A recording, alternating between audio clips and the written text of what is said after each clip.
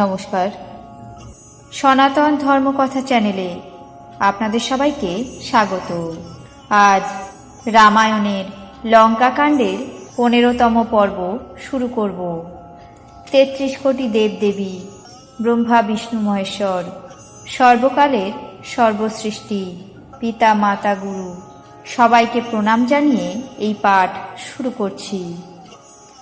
ভরত হনুমানকে নিজের বানের উপরে চড়ে শ্রীরামচন্দ্রের কাছে পৌঁছে যাওয়ার কথা বলল।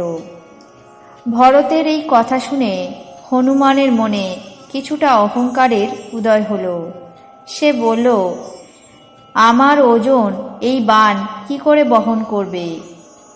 আবার রামের প্রতাপ বিবেচনা করে ভরতের পা ধরে হাত জোর করে বললেন, হে নাথ, আমি আপনার প্রতাপ হৃদয়ে রেখে অবিলম্বে যাত্রা করব।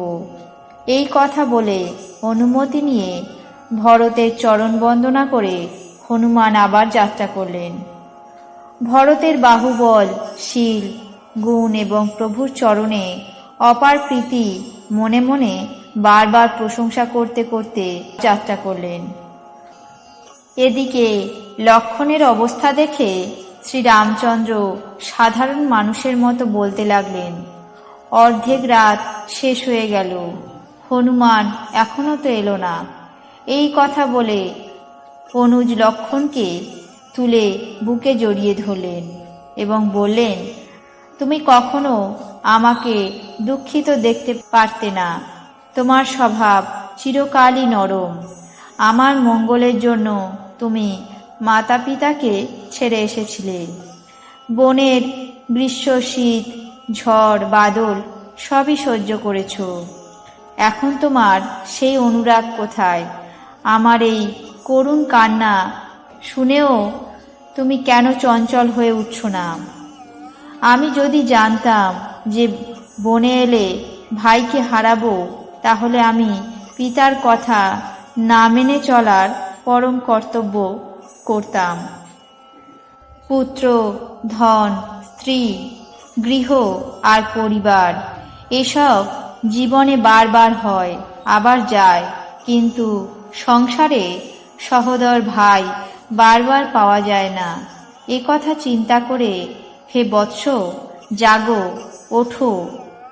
ডানা ছাড়া পক্ষী যেমন, মণিহীন ফণি যেমন, সুরহীন শ্রেষ্ঠ হাতির যেমন হীন দশা হয়, হে ভাই, যদি কঠোর বিধাতা আমাকে জীবিত রাখেন, তবে তোমাকে ছাড়া আমারও সেই দশা হবে। স্ত্রীর জন্য প্রিয় ভাইকে হারিয়ে আমি কোন মুখে অযোধ্যায় ফিরে যাব? সংসারে অপযশ আমি সহজেই সহ্য করতে পারতাম। এখন হে পুত্র, আমার নিষ্ঠুর ও কঠোর হৃদয় সেই অপযশ এবং তোমার শোক দুই সহ্য করবে। তুমি তোমার মায়ের একমাত্র পুত্র, তার প্রাণাধার, সর্বরকমে সুখ প্রদানকারী আর পরম হিতকারী জেনে তোমার মাতা তোমার হাত ধরে আমার কাছে সমর্পণ করেছেন। এখন আমি ফিরে গিয়ে তাকে কি উত্তর দেব? তুমি উঠে আমাকে সান্ত্বনা কেন দিচ্ছ না? শোক বিমোচন রাম নানাভাবে শোক প্রকাশ করছেন। তার পদ্মকোরকের মতো চোখ থেকে বিষাদের অশ্রু বইতে লাগল। মহাদেব বলছেন, হে উমা, রঘুনাথ এক অদ্বিতীয় ও অখণ্ড ভক্তবৎসল ভগবান মনুষ্য দশা দেখালেন। প্রভুর বিলাপ শুনে বানর সেনারা খুবই ব্যাকুল হল। ইতিমধ্যে হনুমান এসে গেল, যেন সেই করুণারসের মধ্যে বীর রস এসে গেছে। রামচন্দ্র আনন্দে হনুমানকে বুকে জড়িয়ে ধরলেন। পরম বিজ্ঞ প্রভু অত্যন্তই কৃতজ্ঞ হলেন হনুমানের কাছে। তখন বৈদ্যরাজ সুসেন শীঘ্রই ব্যবস্থা করলেন, যার ফলে দ্রুত সেই জড়িবুটি পেয়ে লক্ষণ জ্ঞান ফিরে পেলেন এবং উঠে বসলেন। ভাইকে দেখে প্রভু শ্রীরামচন্দ্র তাকে বুকে জড়িয়ে ধরলেন। ভাল্লুক ও বানরের দল সকলে খুবই উল্লসিত হল। তারপর হনুমান বৈদ্যরাজকে যেখান থেকে নিয়ে এসেছিলেন সেখানে পৌঁছে দিয়ে এলেন। এই খবর যখন রাবণের কানে গেল, তখন তিনি অত্যন্ত বিষাদে মাথা চাবড়াতে লাগলেন।